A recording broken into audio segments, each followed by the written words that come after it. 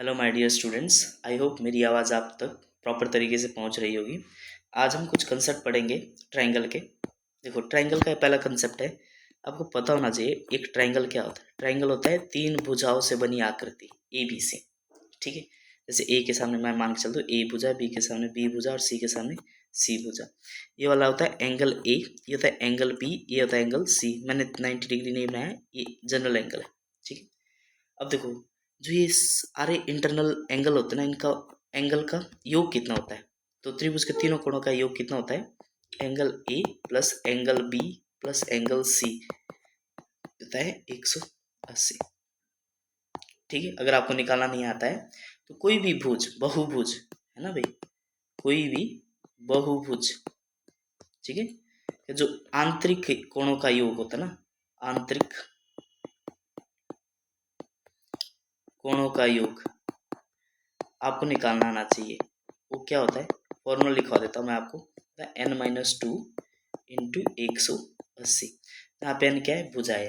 देखो त्रिभुज में कितनी भुजा है, 1 2 3, तीन भुजा है तो मैंने लग दिया 3-2 इंटू 180। तो कितना है अभी, a गुणा 180, 180 है ना। तो किसी भी, चाहे त्रिभुज दिया हो, चतुर्भुज दिया, पंचभुज दिया हो, षष्ठभुज दिया, अष्टभुज दिया, अगर तुमने बोल दिया कि भाई बोलो इसके क्या बनाए, ये बना हमारे पास षष्ठभुज, यानी षष्ठभुज बना है 6 भुजाओं वाला। ठीक है, तो ये बोलोगे इसके इंटरनल एंगल का फॉर्मूला क्या होता है, तो कुछ नहीं होता है, याद रखना कितनी भुजाएं है, 6-2 इंटू 180। तो 6-4 गुणा 180, 18 चौके 72, यानी 720 है इसके सभी अंदर वाले कोणों का योग। अगर यही पूछे तुम्हारे को, चलो भाई बाहर बाह्य कोणों का योग, ये वाले इनका योग कितना होता है, तो याद रखना सभी, चाहे कोई भी भुज हो, सभी बहुभुज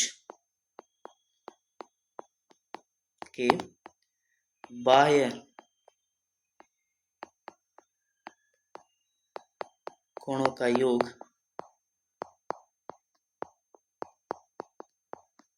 360 होता है।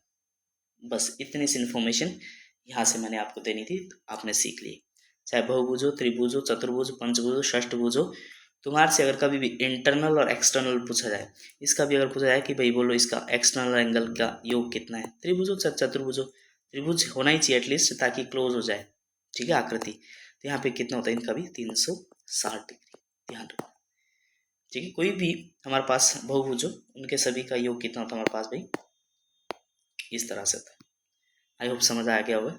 चलो क्वेश्चन करते हैं, उसके बाद मैं आपको एक कंसेप्ट और बताने वाला हूँ, बहुत इंपॉर्टेंट, जो कि पिछले बार पुलिस में भी पूछा गया था। देखो आपको क्वेश्चन नंबर 2 दिख भी रहा होगा। चलो नेक्स्ट देखो, क्वेश्चन क्या दिया, त्रिभुज पी क्यू आर में पी एंड क्यू का योग, देखो दोनों का योग कितना दिया, 84, तो आर का मान गया था। सिंपल सा क्वेश्चन है, और ऐसा क्वेश्चन पेपर में पूछा गया है, ये प्रीवियस ईयर पेपर है, और भी पूछा जाना है। पी क्यू आर, तो देखो पी प्लस क्यू, यहाँ पे एंगल पी और Q, angle P plus angle Q का मान दिया है 84। आपको पता है कि तीनों कोणों का योग कितना होता है भाई, ये होता है हमारे पास 180। तो मेरे को बताओ P और Q का दिया है 84, तो एंगल आर आसान से इसे निकाल सकते हो, बस 80 180 में से घटा दो, इतना लंबा करने की जरूरत नहीं थी।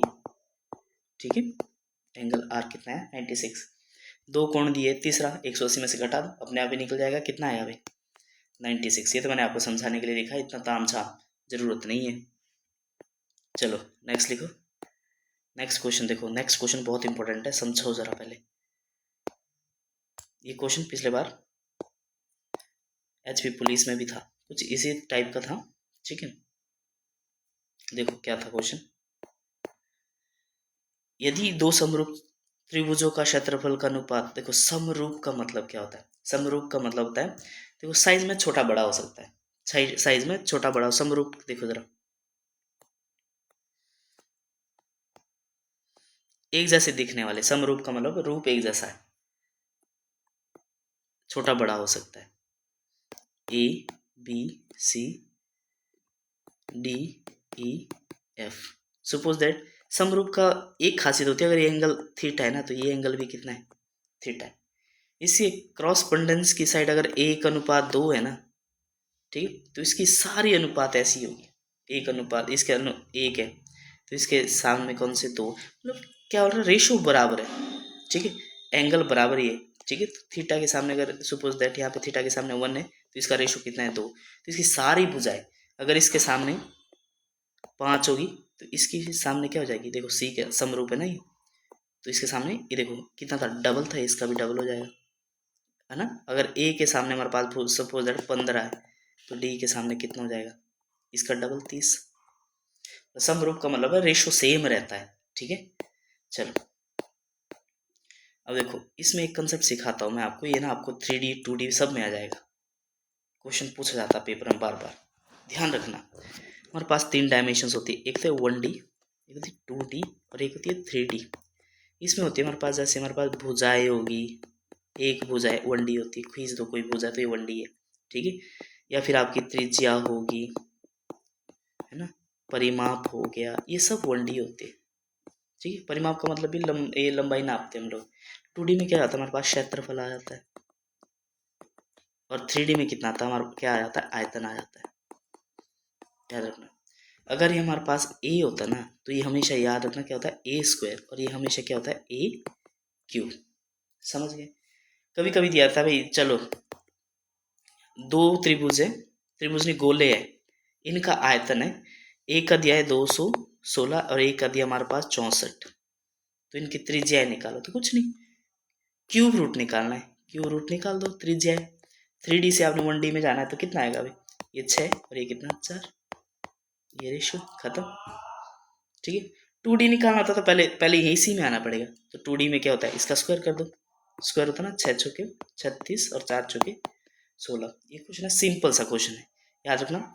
1D से 2D में भी जा सकते हैं, 1D से 3D में भी जा सकते हैं, यहाँ से आप यहाँ पे भी आ सकते हैं, यहाँ से आप यहाँ पे भी आ सकते हैं। सपोज दैट कोई दो त्रिभुज है हमारे पास, जिनका क्षेत्रफल दिया हमारे पास 25 और 36, आया समझ। तो उन्होंने बोला कि भाई उसकी ना भुजाएं ज्ञात करो, भुजाओं का अनुपात कितना हो, कुछ नहीं, ये देखो 2D क्षेत्रफल दिया, क्षेत्र मतलब आर स्क्वायर, तो इसका अंडर रूट निकाल दो, आयतन दिया होता तो क्यूब रूट निकालते हैं, तो 25 का कितना भाई 5, 6, 36 का 6, खत्म क्वेश्चन, ठीक है। सिंपल सा क्वेश्चन है, कंसेप्ट यही है, पिछले बार भी पेपर में था एचपी पुलिस के ही, तो पढ़ के जाना इस कंसेप्ट को,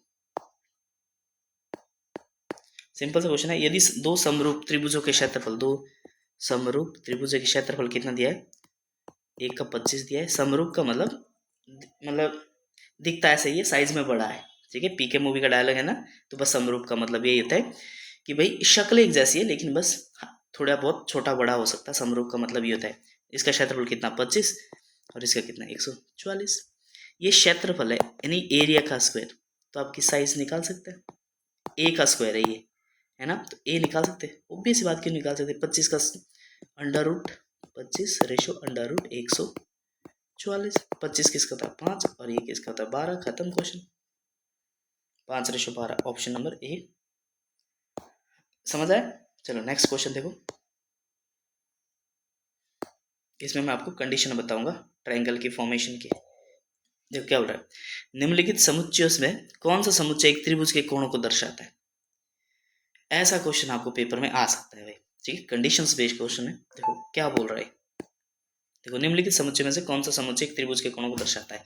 तुमने सिर्फ सिंपल सी बात याद रखनी है, अगर आपको त्रिभुज की बात कर दी जाए, है ना भाई, त्रिभुज की बात कर दी जाए, तो तुम्हें पता है ए बी सी, मतलब अगर आपको angle A plus angle B plus angle C बराबर है 180 मिल जाए, तो ये त्रिभुज के कोण हो सकते हैं, समझ आया। तो यहाँ पे देखो, अब ये नहीं पूछा इसने कौन सा को त्रिभुज है, कभी कभी स्पेसिफाई कर देता है, कभी समकोण त्रिभुज है, कौन सा त्रिभुज, ऐसा नहीं पूछा। इन्होंने बोला कि ये जो एंगल दिए है ना, इनमें से ये बताओ कौन से ऐसे समुच्चय, इसमें से कौन सा ऐसा ऑप्शन है जो कि त्रिभुज के कोण हो सकते हैं। चलो ठीक है, हम देखते हैं कौन से हो सकते हैं और कौन से नहीं हो सकते, तो कुछ नहीं, जोड़ दो बस, एक कंडीशन है, जोड़ दो, 30 50 कितना होता है 80 प्लस 110 कितना है, ये आया 190, क्या हो सकता है, नहीं।